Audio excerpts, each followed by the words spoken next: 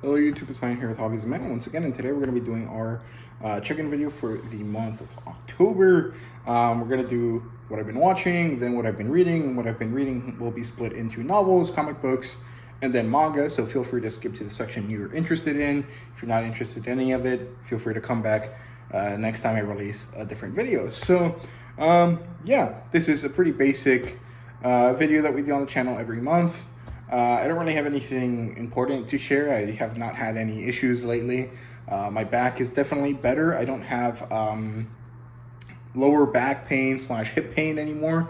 It just feels like a sciatic nerve issue, and there really isn't much to do with that one except just wait it out. And I think I am well on my way to recuperating. So it's all good. I'm much better now. So yeah, let's look at what I've been watching lately. And it hasn't really been as much as I would normally watch. Or actually, maybe it's more. I'm not really sure. I can't really gauge that well because my scheduling for school is a little bit different than usual. I have less classes, which has allowed me to have more free time. But it also kind of makes it feel like I have too much free time. And sometimes I get bogged down in the options, and so end up not really doing much because it's like, oh, okay, I have the 20 books I can read, or I have 5 shows I can watch, and in deciding I waste a lot of time, right? And it kind of has this negative effect on my hobbies, right? So yeah, but I have been watching some stuff. So I watched the latest episodes of Andor 5 and 6 because I think 4 released last month. And that means that the second arc of the story has finished. And that means I will eventually get around to making a video about it. The third arc won't finish for another 3 weeks because it hasn't even started yet. And each arc is 3 episodes. So even though I should have done a video about it this past weekend, like 2 days ago from when this releases, I decided not to because I had other things I wanted to focus on. So the arc review is probably going to come out sometime next week or the week after that. I'm not really sure. I haven't really decided. But Andor is really good. If you guys are a fan of Star Wars and you didn't really like what Disney was doing with Star Wars, except for a few things, like Mandalorian, like the last season of Clone Wars, I think that you'll also enjoy Andor. It's going to be a pretty good show. And it really just is bittersweet in a way. Because on one hand, yes, finally we get some good Star Wars stuff. But on the other hand, why was it not this good when we had the Boba Fett show or when we have the Kenobi show, right? Like, those shows are legacy characters. Those are important, meaningful characters for the mythology of Star Wars, for the IP value. And they really squandered them, in my opinion, both of those shows. But Andor is very different. It's a project that seems to have a lot of care put into it, and I really like it. It's really good. It's a bit slow, and that's definitely a fair criticism, but I also think that it is slow on purpose because it allows us to build all of this tension. This last episode that finished up the second arc was really tension-filled, and I think that if this had been episode 4 instead of episode 6, it would have not really been possible to do that. So I think they're doing a really great job with it, and it's really great. On the inverse, I think you could also argue that this is really Star Wars enough.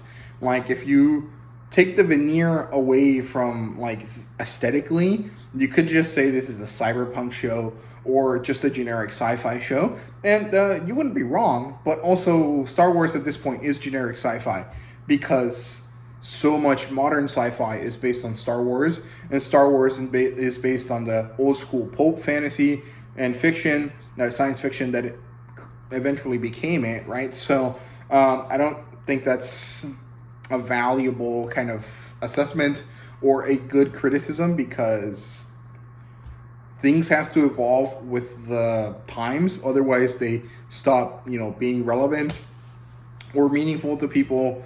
And you can't really remove Star Wars from the veneer or like from the style of modern sci-fi or fantasy, right? So I think it's fine that it's like that, but I do think that there could be a little bit more effort into making it more Star Warsy, like adding more aliens.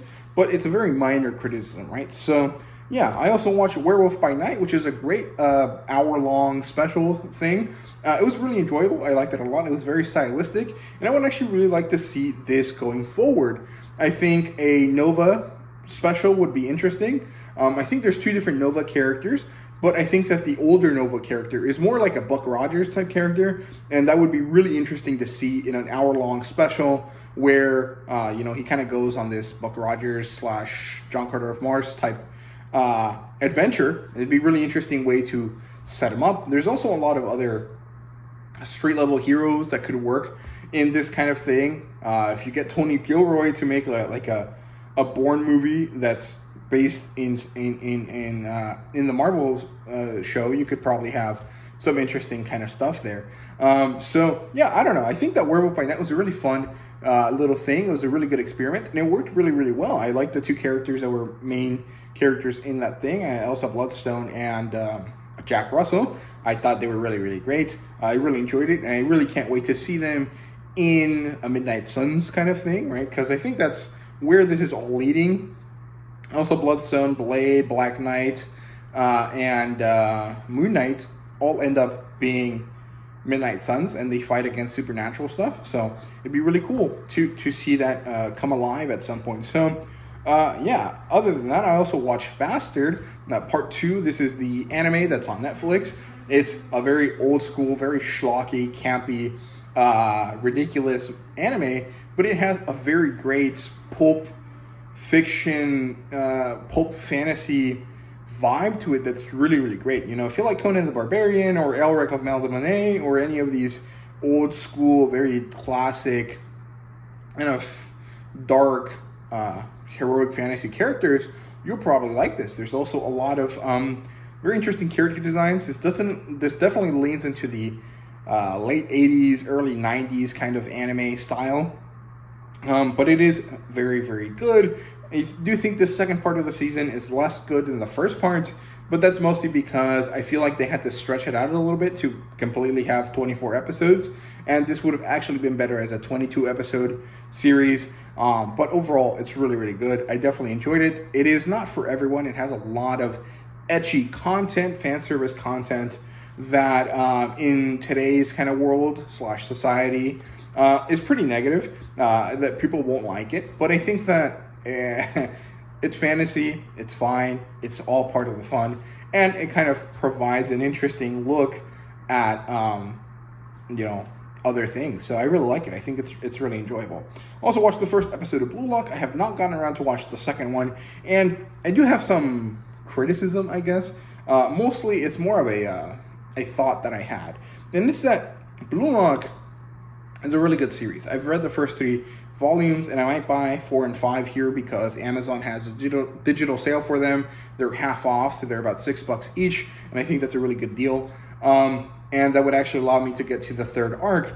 But I think that in the manga, it's really easy to develop tension and interest in the characters, and I feel like the first episode of Blue Lock didn't really manage to do that exactly the same, or like it didn't manage to do it as well as the manga, and I think that that's bad because this the anime has way more tools to make that happen. Like there's music, there's color, there's fluidity in the motion, and if they had these 3 extra tools and didn't manage to convey at least the same level of interest that the first volume of Blue Lock did, I think that's a negative, and that's kind of concerning, and I'm not really sure that it's going to lead to Blue Lock being a very popular series. And I think it should be, because it's a really interesting look at sports manga. It's kind of, you could argue it's a deconstruction. I wouldn't really call it that. I just think that it's a different take, and it's pretty interesting, and it leads to really cool action-y kind of moments in the soccer games. And I'm not sure that Blue Lock, the anime, has managed to catch that sort of attention. It might do so in this next chapter or this next episode that I haven't watched yet, but I'm not really sure that it will. Also, I really didn't find the music to be interesting.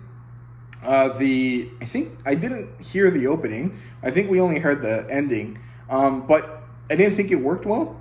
And the OST also wasn't really engaging, and I think that's bad because soccer is such a interesting kind of mobile sport, and if the music doesn't really match that, I'm not sure that it's gonna go well. But I don't know. I think it's fine.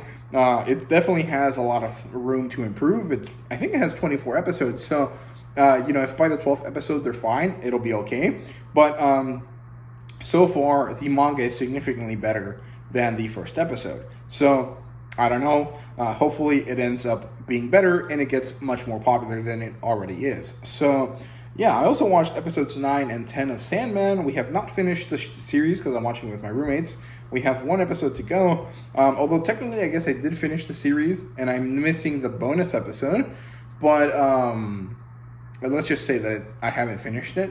And if episode 10 was supposed to be the last episode, I didn't really think it was satisfying enough. Like, my enjoyment of the series was definitely there. I liked it a lot. But I felt the meandering vibe of it was a little bit too annoying for, like, what's it called? Streaming. And I feel like it would have been significantly worse if it was one episode a week. So, I don't know. I think it would be really good to see another season of this, but I also don't know that I'd be interested enough in a second season, if that makes sense. I feel like the style of the story was interesting and cool, but it doesn't really...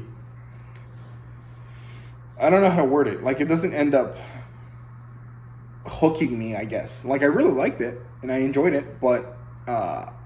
it's one of those, like, okay, I enjoyed it, let's move on kind of things. And I'm not necessarily sure that that's a good thing. So, yeah. I also watched a few episodes of House of the Dragon, and it's completely the opposite. With House of the Dragon, I can't wait for Sunday. I finished watching the episode that same night with my roommate, Thor, and then we immediately, or at least I immediately want to watch the next episode. And I think that that's really, really good. Once it's all finished, I can't wait to go back and watch the whole thing in one go, or 2 goes, 3 goes, however long it takes me to finish it. But preferably, I would like to watch it all in one day. And I can't wait. It's really, really good. I really, really enjoyed it. And there's so much in this show that I wasn't really expecting. But it's so good. And it's basically just a very small family drama that somehow ends up affecting the whole continent of Westeros, and it's really, really good. I like that a lot. I think it's really well done.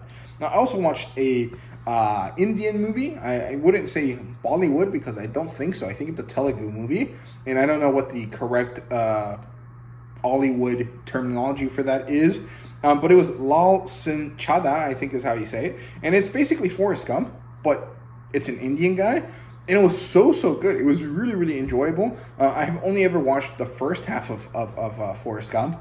And I have never finished watching it. So my roommate saw this. He thought it was funny that, they remade Forrest Gump. And I thought it was funny too. So we sat down to watch it. And I actually found myself really emotionally invested in this character and his story with the girl that he likes. So instead of Jenny, her name is Rupa. And instead of having the shrimp guy, they have this guy that's really obsessed with making underwear and like undergarments, like t-shirts and stuff, like wife beater shirts. And it's really funny, and like it was really good, and it was really oddly serious and melancholic and meaningful. And I'm not sure if that's exactly how the American version, the Forrest Gump, is, but I really like this Indian version. It was really, really good. I liked it a lot. I think the main female character, Rupa, was also in 3 Idiots, which I watched a long time ago, but I'm not really sure. But yeah, it was a really good movie. I definitely recommend you guys check it out. It's really, really enjoyable. So yeah, it's also on Netflix, so it's really accessible. And the last thing I've watched up to this point is John Carter of Mars. I don't know why the movie is only called John Carter when the of Mars part is the important part. Like, his name doesn't matter because he has like 3 different names based on like who's talking to him, right? But the of Mars part is really, really important. Or they could have just called it A Princess of Mars, and it would have been better. But yeah, this movie is based on Edgar Rice Burroughs' 1912 book, A Princess of Mars. It details the story of this Confederate cavalryman who has finished with the war, moved out to Arizona, and is prospecting for gold. Eventually, he ends up in this cave and ends up transported, kind of like astro projected, kind of, into Mars. He has a new body on Mars, and when he's there, he encounters these savage natives called the Tarks, who are giant green men with 4 arms and tusks, and he gets adopted by them, and he learns their ways, learns to talk in Martian languages, and eventually falls in love with this red Martian, who is a beautiful woman by the name of Dacia Taurus.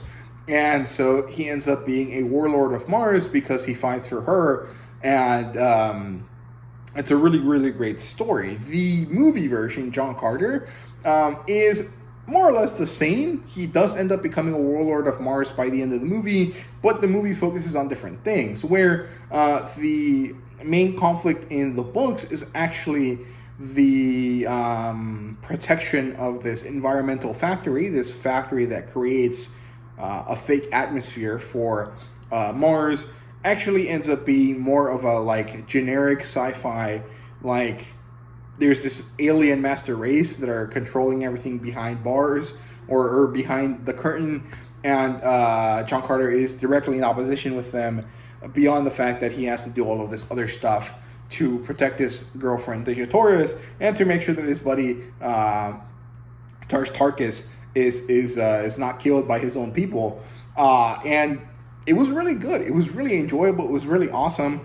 The only problem is that no one else has seemed to seen this movie, because when it came out in 2012, at the same time that Disney acquired Star Wars, the marketing campaign for it was abysmal. And it's really, really sad, because John Carter of Mars directly influenced the things that would then influence Star Wars, right? So Buck Rogers and Flash Gordon were serials from the 60s that George Lucas was really interested in, and he initially wanted to make a new version of that, but they didn't let him, so he made his own thing called Star Wars, and those characters are influenced by John Carter of Mars. Superman is influenced by John Carter of Mars. Literally every big sci-fi writer from the 60s and 70s is influenced by John Carter of Mars. I mean, Dune, the Dune stuff, the stuff by Ray Bradbury, and so many other things are just influenced by John Carter of Mars. And it's a shame that the movie was made and not taken care of properly. And it just sucks. And I really hope that, HBO or someone else picks this series up, picks up the rights to it and makes it a show, because it's so good. It's so enjoyable. It's so interesting. And it's a real classic of science fiction, sci-fantasy, and it really deserves more praise. So you guys should definitely check out John Carter on Disney+. So yeah, that's it for what I've been watching. Let's talk about what I've been reading. So I'll try to be quicker about this because it's already 17 minutes long. So yeah, I read Hexed. This is an urban fantasy. This is the second book in the Iron Druid Chronicles. I already did a review for this. So you guys can, or actually no, I really recorded it and I'm ready to upload it, but I haven't actually put it out yet. It should be the video on Wednesday after the Monday that this comes out. So, subscribe to the channel and make sure to check it out. But yeah, this is basically, there's this druid guy from Ireland, and he eventually made it to the Americas. He's immortal, and he has to fight gods because they had some issues with him at some point. And in the first book, he kills 2 gods, which makes him really popular with the supernatural community. And now he has to deal with other things. In this book, he specifically has to battle an evil, like, Nazi coven of witches. And it's really good. I really enjoyed it. I thought it was really enjoyable. And really, really good. So yeah, this is a very good urban fantasy. If you don't like the Harry Dresden Files or the Dresden Files, the Harry Dresden books, you might like this instead. So yeah, check it out. It's really, really good. I also read Tarzan of the Apes. This is the first book in the Tarzan saga. There's 24 books. This is the first one.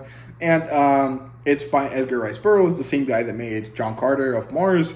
And it's a really, really good story. It's an adventure fantasy or adventure fiction through and through. There's no fantastical elements beyond some generic kind of like slightly smarter than average apes. And it's a really, really good story. There's definitely some issues with it because it is from 1912. but it is a very good story. It still holds up, and it is very well made, very enjoyable, and I definitely recommend you guys check it out. It is such a classic, and it influenced so many things because, like I said, Superman is based on John Carter of Mars, but he's also based on Tarzan. And it's really, really good stuff. I really recommend it, or at least check out some of the new comic books that are going to come out here by Dynamite, I think, in sometime in October, sometime in November. There's this new Tarzan series called Lord of the Jungle that's going to come out, and I definitely recommend you guys check it out because Tarzan is a classic and a very, very good book. So, yeah. I think you can get a Penguin's Classic edition of Tarzan. So, it is basically literature, even if it's not necessarily like high class literature. So yeah, that's it for the books. I haven't really managed to read any other ones of the ones I have on my list. Okay, so let's look at the comic books. I do apologize if the lighting changed. I had to leave for something, and I came back and finished recording. It was an unexpected event, so I wasn't prepared for it. But yeah. So let's look at the comic books now. Let's look at all the comic books that I've read, starting with the single issue comic books that I've been buying this month. So first off, Siren's Gate Volume 1. I was really excited for this series because this is written and illustrated by this specific person called Shannon Mayer, who makes really beautiful variant covers for a lot of established characters in DC and Marvel. And this was their first time getting into making their own interior artwork, and it was a big fat disappointment. It was really, really bad. I disliked the art style a lot. It looks okay here, but it's just too dark and too like I don't know, rendered, I guess, but there's no outlines, and so it makes things look really, really ugly and disgusting, and I don't know, I really did not like this.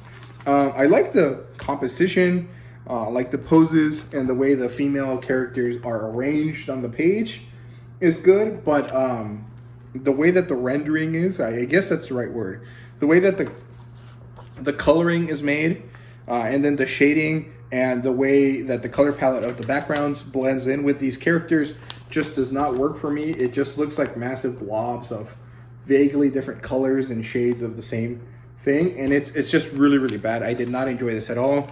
I also really hate these speech bubbles. It looks like some sort of really bad video game or something, and it's just really, really disappointing, really, really bad. I could not bring myself to even contemplate the fact that I might want to buy another volume of these, so I just immediately removed it from my list. Hopefully my comic book shop does not order the second one because I really don't want it. It is a huge, fat, massive pile of disappointment, and I'm so sad that I picked this up. It's really, really bad. I did not like it at all. The story was actually interesting enough. It's an urban fantasy, so there really isn't too much variation to what can happen in urban fantasy, or at least there really isn't too much going on in urban fantasy currently. And this follows very basic plot points in urban fantasy, but it just, everything about the packaging of the series is so bad. I just could not deal with it. I don't like it at all. So I immediately dropped this. Next, I picked up Gun Honey. Thank God. Palette cleanser. I'm really, really happy with this. I love this cover, and I love the story that's happening inside. It's really, really good stuff. Red Sonja #1. This is a new Red Sonja title. This one is Red Sonja Unbreakable. It's some sort of I don't know what to call it. It's kind of like a retelling of her origin story, but also kind of like a new adventure. And I really love these covers. They're so good. I think it's Lucio Parillo is the one that does this.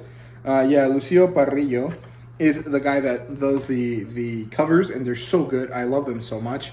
And the story here is actually pretty interesting. In this one, Red Sonja is going through, a town, and she actually ends up meeting herself as a young child. So there's this kind of topsy-turvy, meeting yourself in a different time period kind of thing. And it's really interesting. I'm looking forward to it a lot. Hopefully it does not disappoint. Dead Lucky 3, I think. Yeah, let me make sure. Yeah, number 3. Really good stuff. Continues to be great. I really like it. It's just really, really enjoyable. Then we have Death Dealer. Which one is this? So I actually already bought this one last month, but or the month before that, but I finally got around to reading it because I was also able to get Death Dealer #4. finally, because my local comic book store managed to order it and get it for me. So yeah, really good stuff. This ends the initial arc, the first arc of the series, and this is the first set of short stories to build up for the second arc. So it's really interesting. I will probably end up doing a review of the first 4 issues and then a review for each individual short story, and it'll be pretty good. I am looking forward to it. Then we got Rogue Sun, Volume 7. This is a really trippy book because this is a kind of choose your own adventure thing, but also has like a standard story. So the first couple pages and the last couple pages are the normal story, and then everything in the middle is a choose your own adventure thing, but it all kind of loops back until you get tired of it, and then you jump to the last part of the story and understand what the hell the point of it was. And it's really, really good. It took me a little bit of time to figure it out, and I did have to go back and read it a few times to make sure I understood, but it was really, really good and really interesting. There's a lot of cool stuff. I like that a lot. Then we have the least we can do, number 2. Really good stuff, continues to be interesting. This is more of a or less a training sequence for this character and a little bit of development for all of the secondary characters that are here. And it's a really good story. I can't wait to continue it. Then Hitomi, really interesting first issue. This is more or less of a Blade of the Immortal or Lady Snowblood type story. It's really good. It's really interesting. I will definitely check out the next one in this series. I don't know if I'll continue to pick it up after that, but I am at least hooked enough for book 2 or issue 2. It's about this young girl. She's Japanese. She lives in feudal Japan, and she's actually looking for Yasuke, the black samurai that became recently popular due to some Netflix anime adaptation. And she's looking for him because he murdered her family and her village, and she wants revenge for that. But by the end of this first issue, he actually ends up saving her from a weird situation that she finds herself in. And, well, it's going to be really interesting to see where that goes, because how can you kill someone that you owe your life to after you thought you wanted to kill him? It's really interesting. I'm really looking forward to seeing how they develop that. It's really, really good. And then the last in this set of books is Onyx. So this one is kind of old. It's actually about 3 weeks old at this point. But my local comic book shop wasn't able to get it for me the day that it was supposed to come out. So they back ordered it for me and got me the copy. And it was really, really good. This is actually apparently, I already did a review for it, but apparently this was initially published by IDW. And then Image got the rights to it for some reason. And they republished it in this 100-page single issue for $10, where the original cost $17 for a trade paperback, which is basically the same thing, but Image managed to do it for cheaper. And I think it's a really good thing that they did that, because it's a really interesting story. It's really cool. It's sci-fi, and it has this kind of like European comic feel to it, and I'm not really sure how to explain it. It just kind of does, and it's really interesting, really, really good stuff. So yeah, that's it for the single issue comics that I've picked up over this month. There's some that I have from before, at least in the physical sense. So Middle West, I already reviewed this, but basically this is a fantasy story, and it follows this young boy who has an abusive father. And his abusive father kind of gets mad at him one day. He decides to run away. And as he's running away, his father turns into this storm and actually touches his chest. And when he touches his chest, as he's trying to grab him to like kind of pull him back, it actually passes on this kind of curse to the young boy. And now he's struggling to deal with that as he's running away from his father. And he ends up in this circus or carnival thing. And it's a really interesting story. It ends on a really good cliffhanger, and I can't wait to pick up the next volume. And then we have Red Sonja by Mirka Andolfo. This is 12 issues. So here's number 1, number 2, 3, 4. Skip 5 because I don't have it, but I did read it online. Here's number 6, number 7. I don't have number 8. Here's number 9, number 10.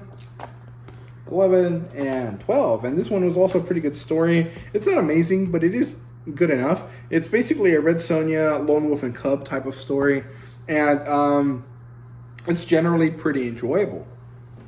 I already reviewed it, so if you're more interested in that, just go check out the video. It's somewhere on my channel. It should be relatively recent, so you should be able to find it really quickly if you just go to my videos page. So yeah, let me double check that I don't have any other ones that I've already read. No, that's it.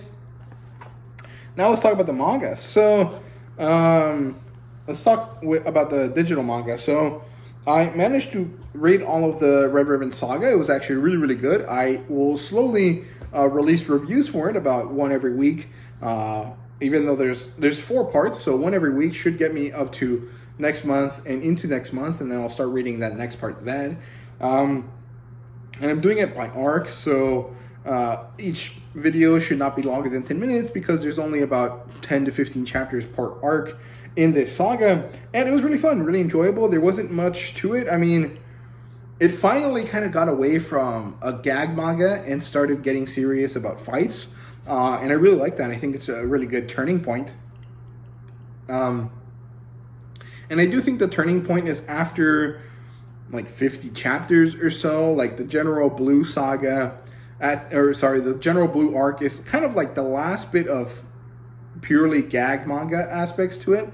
It does this crossover with Dr. Slump that I didn't like, and then Commander Red and Fortune Teller Baba finally get serious and are mostly emotional beats plus really good fight scenes, and I can't wait to continue it because I'm pretty sure that that continues into the last saga, the Piccolo kind of aspect part of the story, and then that of course then continues on to Dragon Ball Z, which is the part where I really want to get to. So yeah, I really enjoyed it. I had a great time with it, and overall very, very happy with it. So yeah, the other thing that I read was the first part of the Soul Society arc. So I read, the Soul Society saga, the first part being the Substitute Shinigami, or the Substitute Soul Reaper, or the Agent of the Shinigami arc, whatever you want to call it. It's the first 70 chapters, which are really, really good. At this point, it's the 3rd time that I experienced them. I read them in physical format a while back at the beginning of the channel, and I did like them. I then switched over to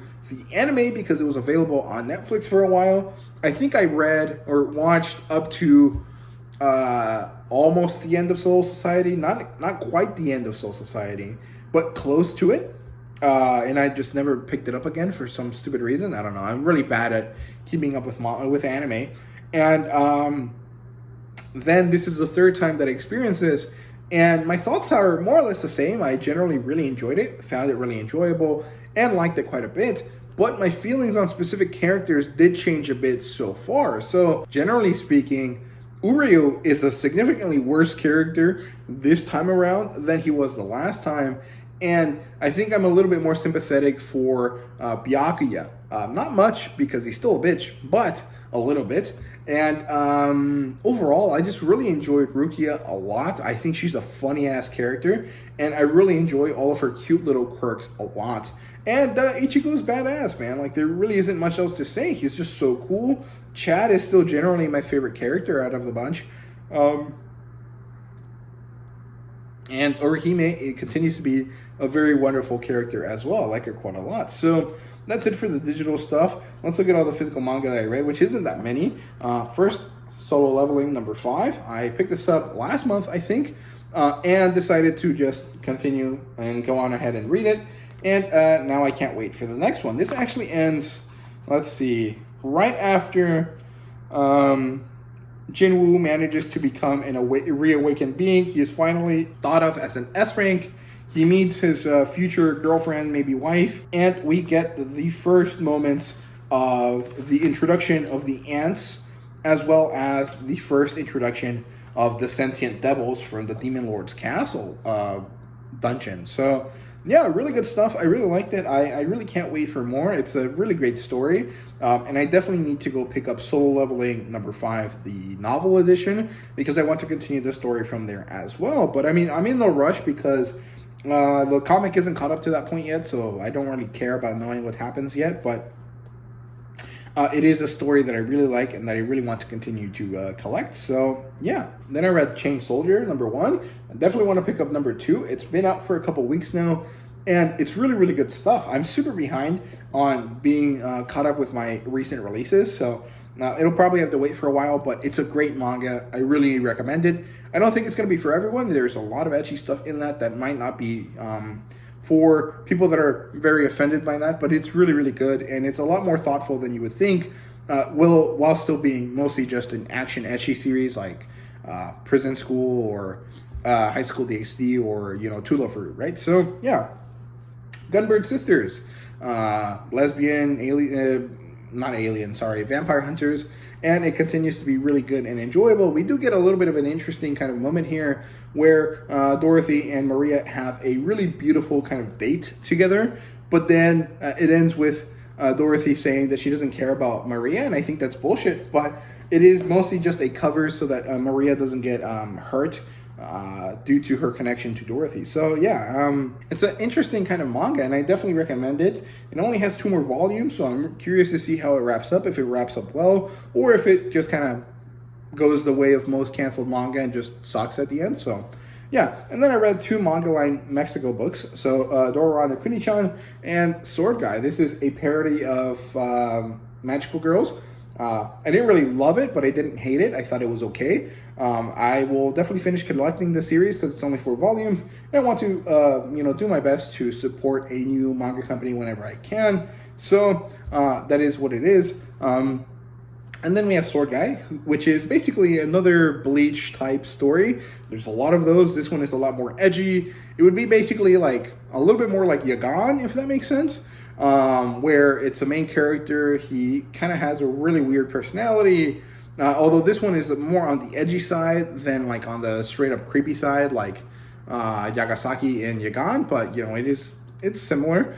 And there's these kind of creatures, these demons that occur when humans interact with a weapon and get like obsessed with it. So really interesting stuff, but it is really odd. And again, this is one that I am mostly interested in for the sake of helping out Manga Line Mexico, in the sense that like I want to support them while they're still a nascent company, and then I'll eventually stop collecting the series as it goes. But so far I'm really enjoying it. I think I've already pre-ordered the second one, even though it hasn't come out, even though it was supposed to in like April. But it is what it is. There's some issues over there in Mexico with like how manga companies deal with each other that's causing some of these delays, and it is what it is. So yeah, there really isn't too much else to say. So that's all I have read and watched and consumed this month, and I hope you guys enjoyed the video. If you did, please like, subscribe, and comment down below. Let me know your thought. Let me know what you guys have been reading this month, what you guys have been watching this month. How do you like, House of the Dragon, The Rings of Power, if you guys are watching it. It's not something I'm interested in, but I might watch it at some point. How are you guys liking Andor, and how are you guys liking all of the manga that I mentioned today? And if you guys read any novels, let me know what you've been reading down below. So yeah, thank you guys very much for watching once again, and see you guys later.